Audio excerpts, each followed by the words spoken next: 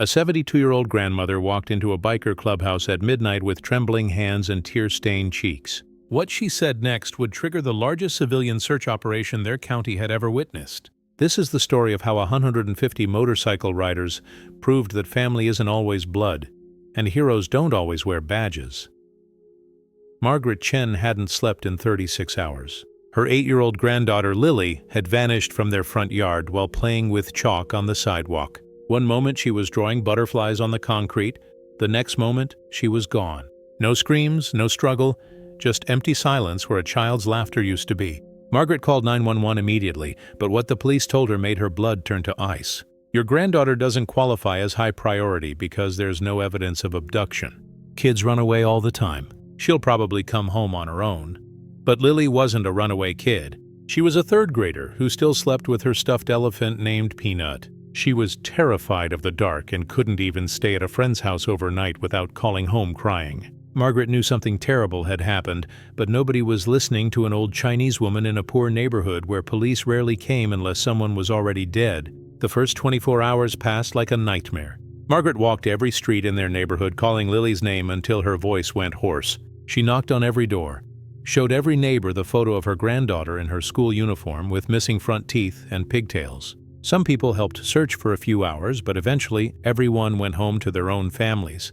By the second day, the police had done exactly nothing. One officer came to take a report and asked if Margaret's son, Lily's father, might have taken the child. But Lily's parents had died in a car accident 2 years ago.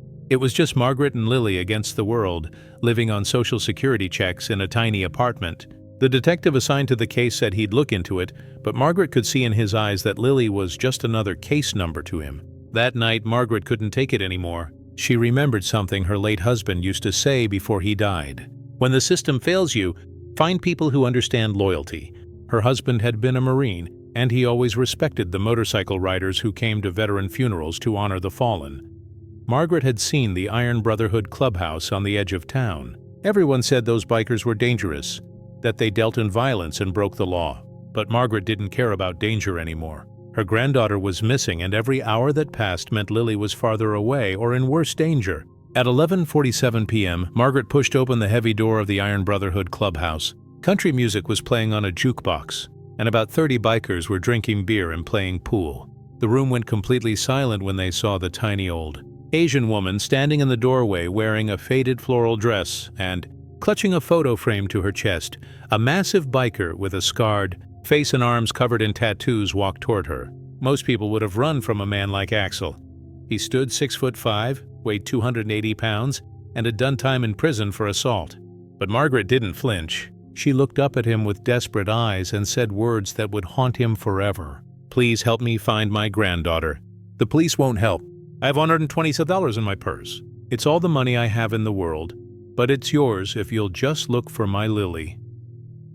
Axel stared at the photo Margaret was holding. It showed a little girl with a gap-toothed smile holding up a drawing she'd made. Something in his chest cracked open. "Ma'am, put your money away," Axel said quietly. "Tell me everything." Margaret's story poured out through tears. Lily had been playing outside their apartment at 4:30 p.m. 2 days ago. Margaret had gone inside for just 5 minutes to answer a phone call from the doctor's office. When she came back out, Lily was gone.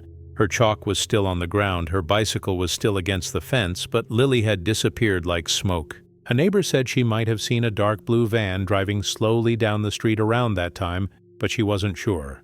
The police said that wasn't enough information to issue an Amber Alert. Axel turned to the room full of bikers. Every single one was watching and listening. "Brothers, we've got a missing 8-year-old girl. Police aren't doing anything. We ride at first light." What happened next shocked Margaret. Every single biker stood up. Not a single person refused.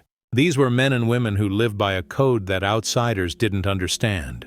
They might fight each other, they might break laws, but they all agreed on one sacred rule. You protect children, always. A woman biker named Ruby knelt down to Margaret's level. "Honey, when did Lily eat last?" Margaret's face crumpled. She packed her own lunch that morning. A peanut butter sandwich and apple slices. Ruby's jaw clenched. "That baby is hungry and scared. We're bringing her home." Within 20 minutes, the Brotherhood had mobilized like a military operation. Axel called every chapter of their motorcycle club within 200 miles. He called allies from other clubs, even ones they'd fought with in the past.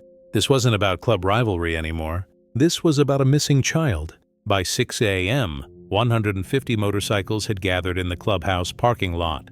Bikers from 5 different states had driven through the night to help search for a little girl they'd never met. Margaret couldn't believe what she was seeing. These dangerous criminals were organizing search grids, printing flyers, and coordinating with precision that would shame any police department. Axel divided the city into sections. 20 bikes went to check every park and playground. 30 bikes went to known drug areas where children sometimes ended up. 40 bikes went door to door in a 5-mile radius around Margaret's apartment. Another group went to truck stops and highway rest areas with Lily's photo.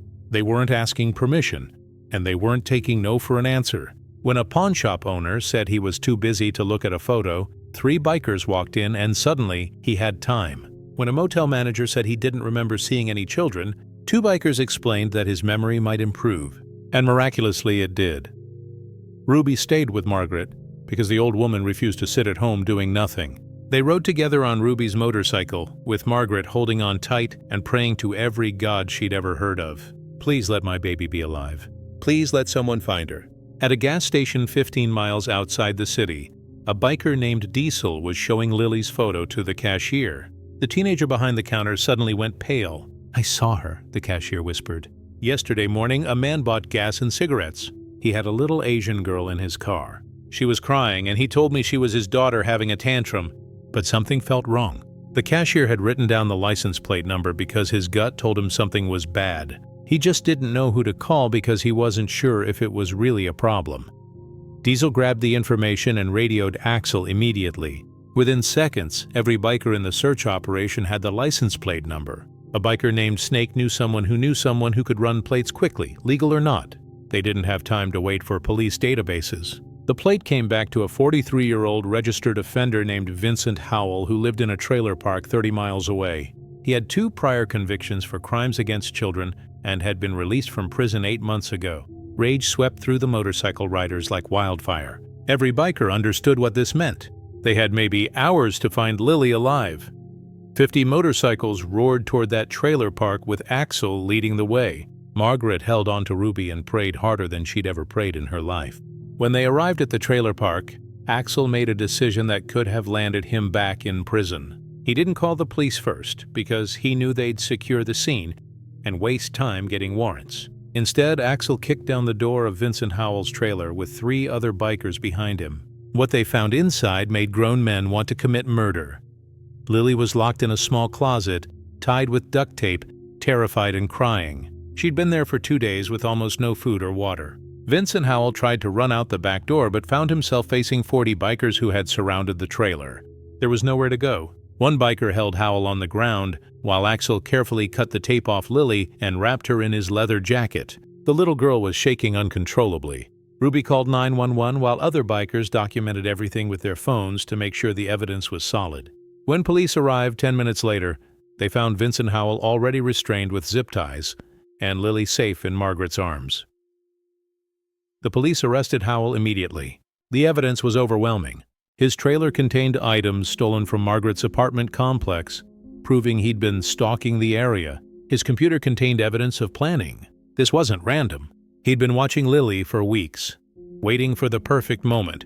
If the bikers hadn't found her within the next few hours, detectives said later, Lily probably wouldn't have survived. Margaret sobbed as she held her granddaughter tight. Lily whispered, "Grandma." The scary man said nobody was looking for me. She didn't know that 150 people had spent 36 hours tearing apart the county to find her. At the hospital, doctors checked Lily thoroughly. She was dehydrated and traumatized, but physically unharmed. Margaret held Axel's scarred hand and said something he'd never forget. "You gave me back my reason for living. How can I ever repay?" "You?" Axel knelt down so he was eye level with the elderly woman. "Ma'am, you don't owe us anything. But if you want to honor us, raise that little girl to know there are people in this world who will fight for her." The story exploded across social media. News stations called the Iron Brotherhood heroes. Some people argued the bikers had broken laws by entering Howell's trailer without permission, but most people understood that sometimes justice moves faster than bureaucracy. Vincent Howell was sentenced to 40 years in prison without parole. At the sentencing, 60 bikers filled the courtroom. Howell's lawyer complained it was intimidation. The judge said they had every right to be there and denied the complaint. 3 months after Lily came home, the Iron Brotherhood threw a benefit concert that raised $47,000 for Margaret and Lily. They used it to move into a safer neighborhood, and Lily started therapy to process her trauma. Margaret learned that Axel had spent 7 years in prison for beating a man who'd hurt his sister. The same rage that landed him in prison was the same loyalty that saved Lily. 1 year later, Lily stood on a small stage at the Iron Brotherhood's anniversary party. The 9-year-old spoke into a microphone with a shaking voice. "My teacher asked me to write about my heroes. Everyone else wrote about firefighters and doctors. I wrote about bikers who saved my life when nobody else would." The crowd of leather-clad riders stood and applauded until Lily smiled. Margaret had learned something important that night she walked into the clubhouse. The scariest-looking people sometimes have the most beautiful hearts. Society judged these bikers by their appearance and their past mistakes. But when it mattered, most when a child's life hung in the balance, these were the people who showed up. Lily is now a teenager. She still visits Axel every weekend, and she's learning to ride a motorcycle. Margaret is 80 years old now and still tells everyone who'll listen about the night the bikers saved everything she loved. Vincent Howell will die in prison, exactly where he belongs. Sometimes the system fails. Sometimes the people society fears are exactly the people we need. And sometimes a grandmother's desperate love and a biker's fierce loyalty combine to create a miracle. This is what real family looks like.